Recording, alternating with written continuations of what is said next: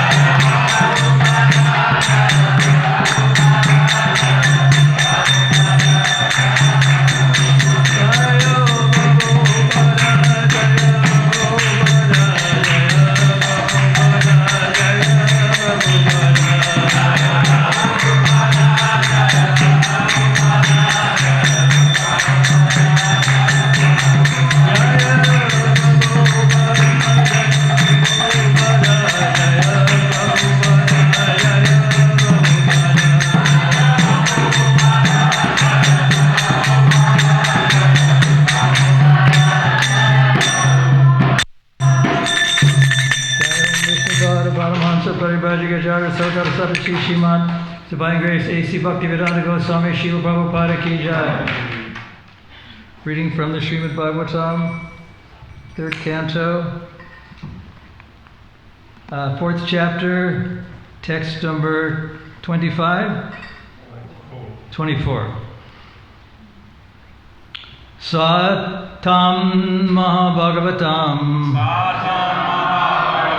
Rajantam Kuruvarshavaha Vishrambarabhyat Detam Mukam Krishna Parigrahe Satam Mahabhagavatam Rajantam Kuruvarshavaha Vishrambaradhyat Takadedam Mukyam Brikshna Parigrahe Satamaha Bhagavatam Rajantam Kuruvarshava Vishrambaradhyat Datatedam Mukyam Krishna Parigrahe Mukyam Krishna Parigrahe Saha Vidura Tam unto Uddhava Mahabhagavatam, the great devotee of the Lord. Rajantam, while going. Kurava Rishabha,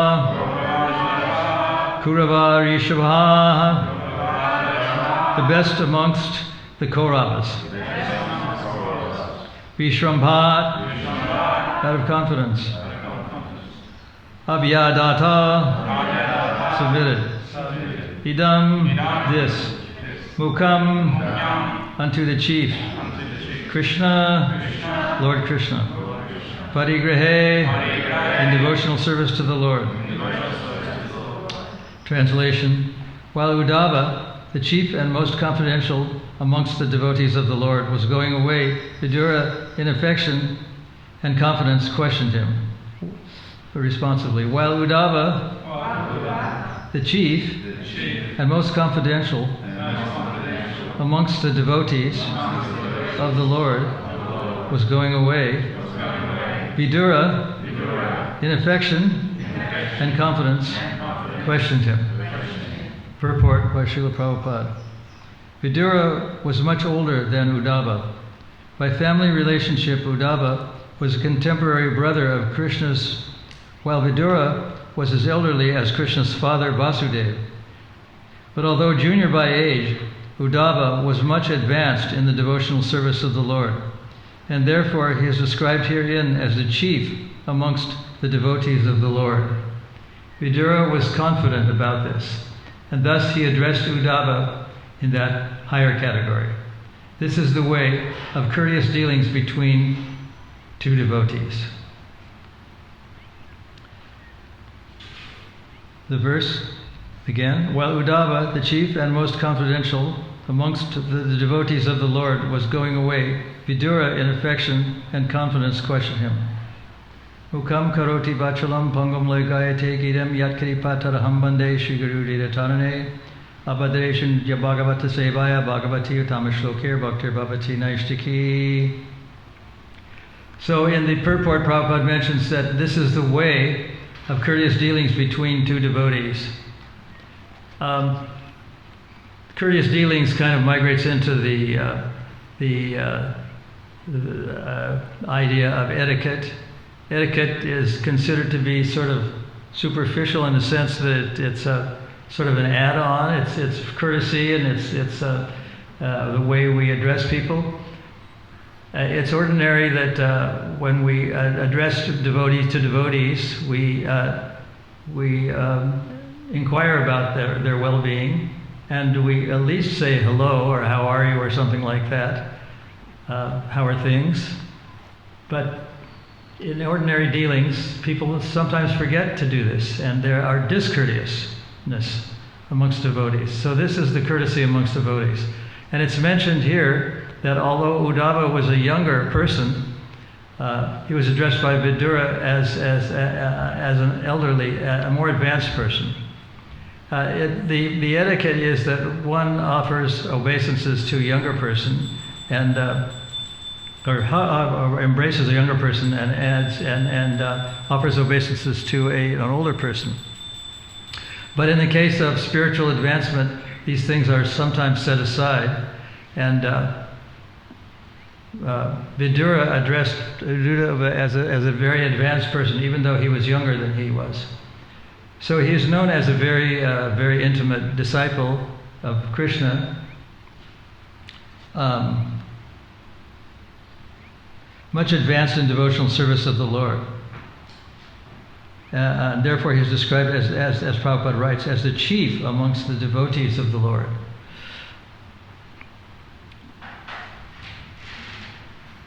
Later on in this chapter, it's described how it's inappropriate for certain devotees to pretend that they're advanced and demand a very opulent situation and the best of everything. That's called what Prabhupada describes as jumping over. So we know that Vidura was in a past life was Yamaraj. He was a very advanced devotee, not an ordinary person, and therefore he observed proper behavior and etiquette all the way. And it's also mentioned that at some point he advised his elder brother Dhritarashtra to quit the palace, and Dhritarashtra insulted him. He said that he was a Dasiputra, he was the son of a kept mistress, and he should be ejected from the palace with nothing left but his breath. But Vidura anticipated this harsh behavior, and he left even before the demand was made. And later on, because of his advancement, his spiritual advancement, he convinced Dhritarashtra that even though he was blind materially and blind spiritually, that he also should leave the palace. And he did, even though he was a very great demonic person, wanting the kingdom to go to his sons. And this is a very common thing, as Prabhupada mentions, what he calls palace intrigue.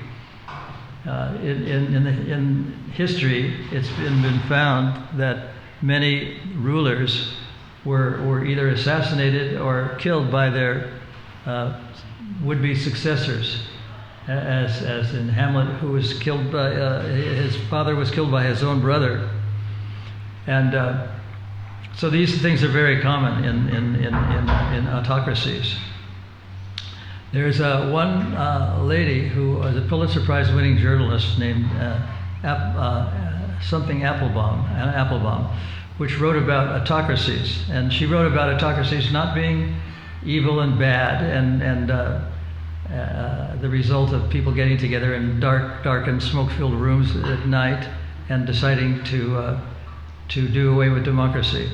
So in her essay, in one of her speeches, it was made in Taiwan about a month ago, she advised that these autocracies, the countries like China and Middle Eastern countries that are autocracies rather than democracies, often band together and do things that are mutually beneficial. So the point that she made was that so-called democratic countries like North America and England should also band together and give vent to their ascendancy, that they too have something to say. So there's an ongoing conflict between democracy and autocracy. Of course, Prabhupada mentions that our monarchy or autocracy is actually better if the monarch is Krishna conscious. And even the Raja Rishis, like Maharaj Pariksit, sometimes had to do unpleasant things. And it's mentioned in the first canto that Maharaj Pariksit, even though he was a Raja Rishi, threatened the personality of Kali, who was torturing a cow. He said, "Why are you doing something so abominable in my kingdom? Therefore, I ask you to get out." And he was drawing his sword, and he was prepared to kill this offender.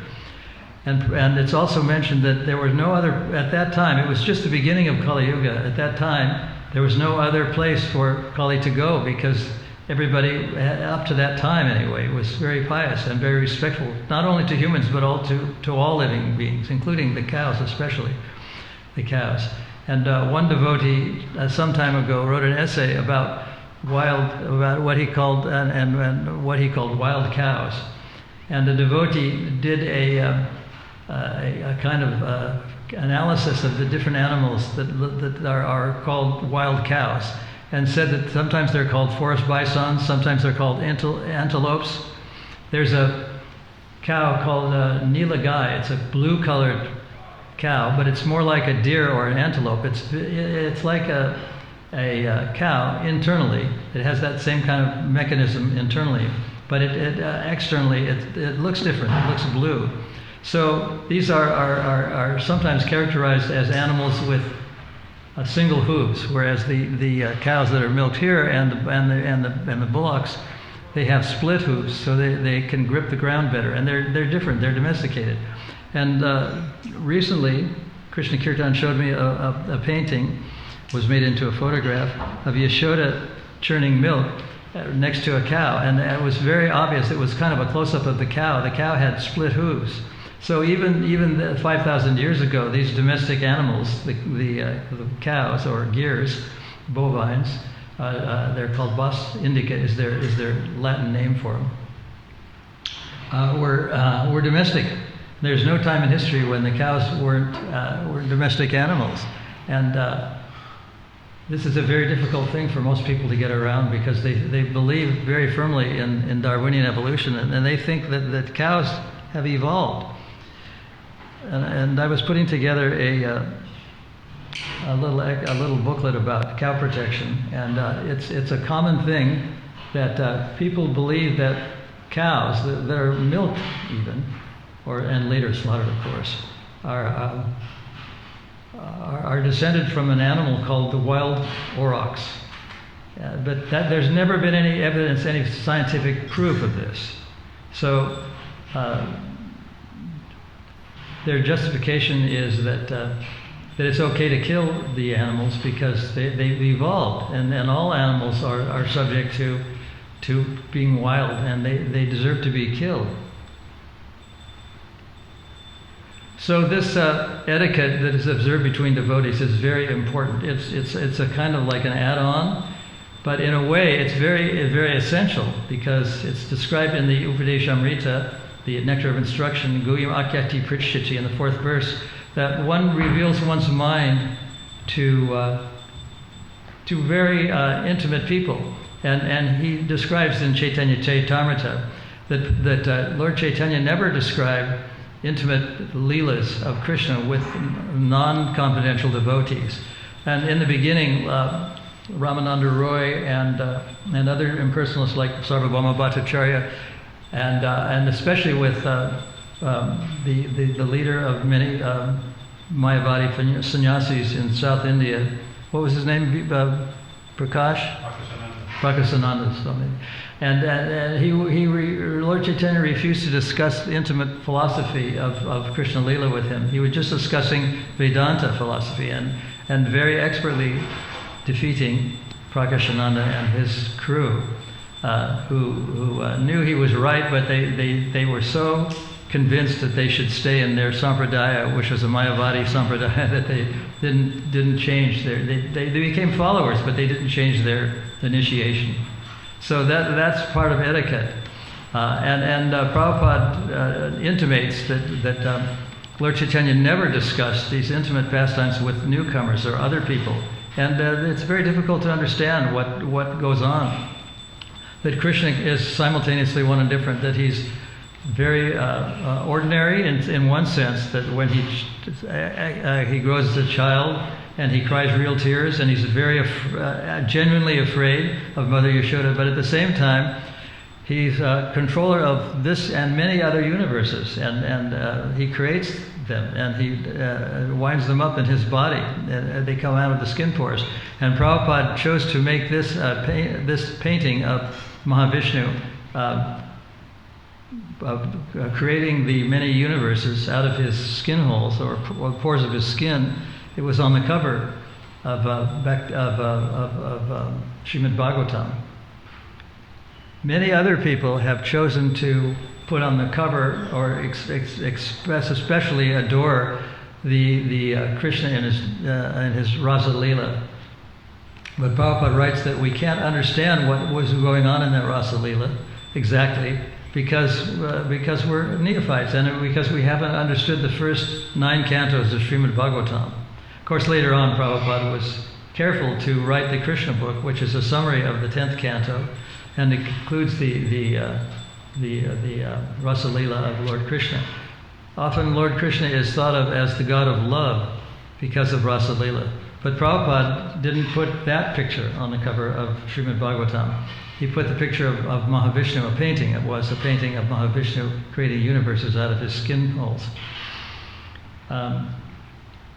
So it's very difficult to understand how Krishna can be simultaneously one, ordinary, and different, the master controller of all the universes, but it's necessary. So these are some of the symptoms of etiquette. Etiquette was once given as a seminar by the late Bhakti Charu Maharaj because it's very important. Prabhupada taught us that we shouldn't point with the index finger because that's, if any of you have been to India, you know that when people say it's that way, they gesture with all 4 or 5 fingers instead of the index finger. So that's called the accusation finger, and it's one of the forms of etiquette that Prabhupada has taught us. Also, he taught us that we should give even numbers like 2, 4, 6, and 8 instead of 1, 3, 5, and 7 when we're speaking with others. And in his writing, that's very apparent. When multiple items are listed, they're not listed as 1, 3, 5, and 7. They're listed as 2, 4, 6, and 8. So that's part of etiquette. So etiquette is not just something that's an add-on or a courtesy, but it's observed because it's the way Krishna behaved in his Leela. And when he came to earth, although he acted like an ordinary person, he observed all these principles of etiquette.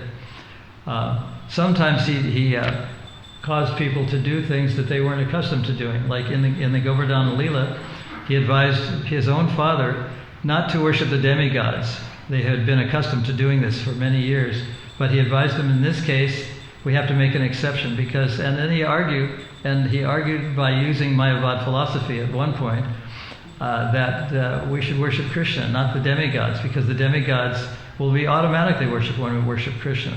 So the Govardhana Leela was performed, and Indra was defeated, even though he became very angry and brought columns of water to downpour upon the residents of Vrindavan who were in the Leela of Chaitanya. So Uddhava is very important, and as is mentioned in the verse, he's considered the chief and most confidential amongst the devotees of the Lord. So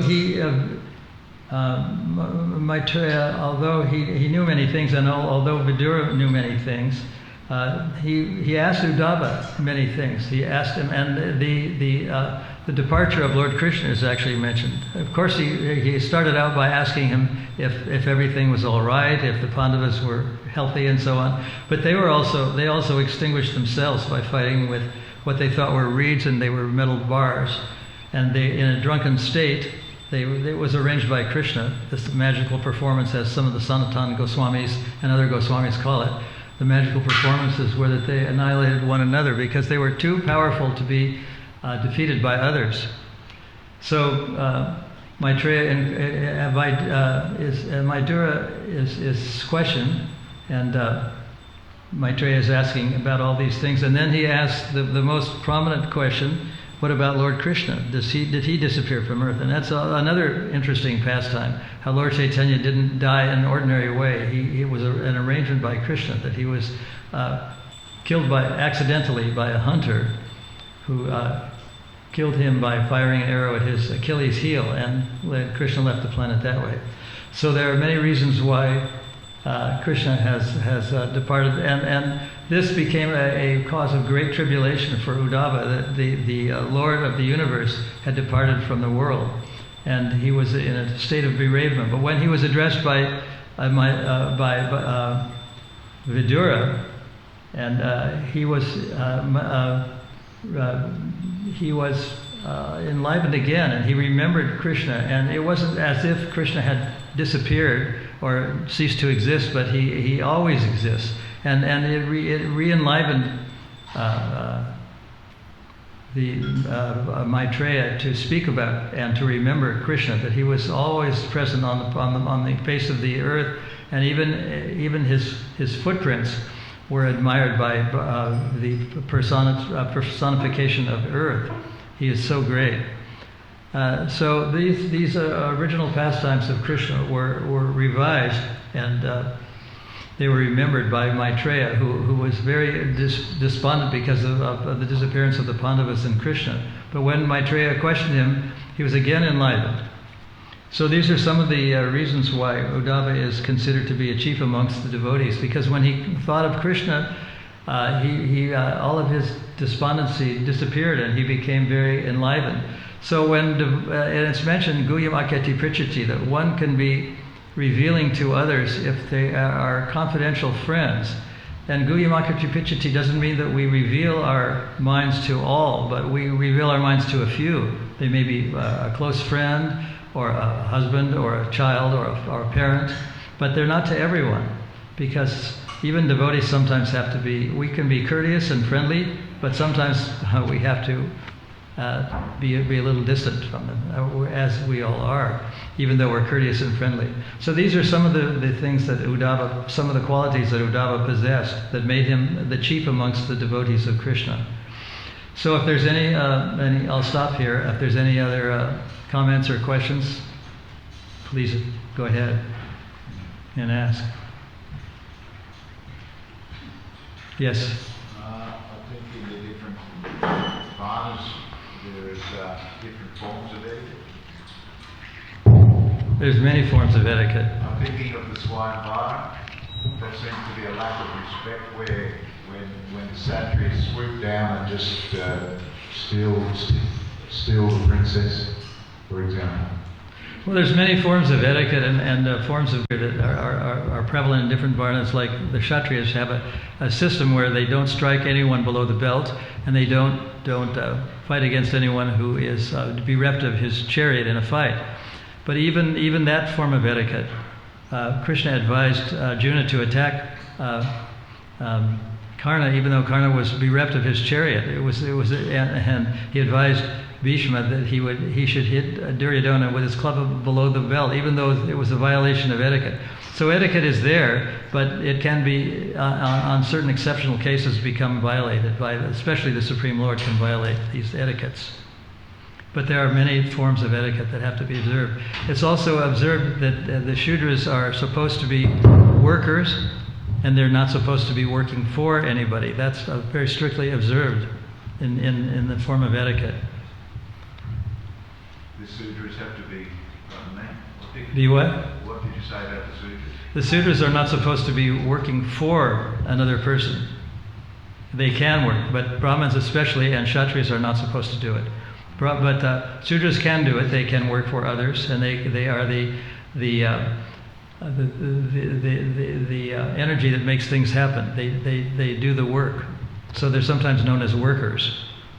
And in that distinction of the varnas and the different types of etiquette and the different work they do, is there often the very fine line between persons of particular natures where the etiquette is not appreciated, and therefore that can be, you know how you just said that we sometimes share with others confidentially and sometimes we're at a distance. So if we're aware of another person's nature and their etiquette's not to our liking, I'm getting along that sort of lines with the question, is that these forms of etiquette are causing divisions in a society also. In this age, in the age of Kali, most people are disrespectful to one another, or they're envious of one another. And therefore, the forms of etiquette that are observed in other parts of the world are not observed, especially in the West. They're not observed. People are envious, or they're spiteful towards others. And it's proper etiquette to be friendly, but people aren't even friendly. I mean, many people aren't. Some are, and some aren't. But etiquette is not observed. And in places like in India, where there's a sort of a carryover of etiquette principles in the Varnas, it's changing. Things are changing in that part of the world, and people are not observing etiquette the way they should. And along the lines of the class you spoke about autocracy and democracy, do you see, Maharaj, any form of difference that is non-conducive to sort of harmony amongst all men between autocracy and democratic states? Well, in this age, of course, different political systems arise, and like Joseph Stalin was a dictator, and Adolf Hitler was a dictator, and they were autocrats. But Prabhupada has said that this form of government is actually good when the dictator is a Raja Rishi. But he assumed that democracy had its benefits, and he started his movement in the United States, which is a supposedly democratic country. But even now, there's a great incursion of autocracy into the United States, and into Australia also. Chinese people own many companies and own much land, and some of the big computer companies have big branches in China. So these two things are, in a way, they're incompatible, but they according to some authors, they can be compatible if those who believe in democracy can band together and make progress. With monarchies, Maharaj, they don't seem to be practicing purely the monarchy in the current age. Therefore, even if they were to become devotees, could they be actually able to be of benefit in society? Because they usually just kowtow to the current democratic rule in any case.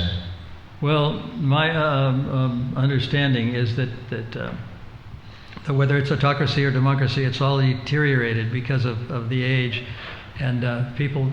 There are no Raja Rishis, and the people that are heads of democracies are as Prabhupada's words were, they're miscreants, they're rogues and rogues. They're only trying for bigger salaries or popularity, but they're not really looking after the benefit of the people. That's what democracy is supposed to do. It's supposed to benefit the people. That's what autocracies, benevolent autocracies, are supposed to do. They're supposed to benefit the people. But in this age, both systems are corrupt. Thank you, Maharaj. I have a book that I think that your wife would be interested in. It's a music book. It's all in the Russian language, but I think she's one of the few people that would appreciate it and can read it. Thank you. I'll give it. Music? Did you say music? Yeah, it's about music. Okay, thank you. Hare Krishna.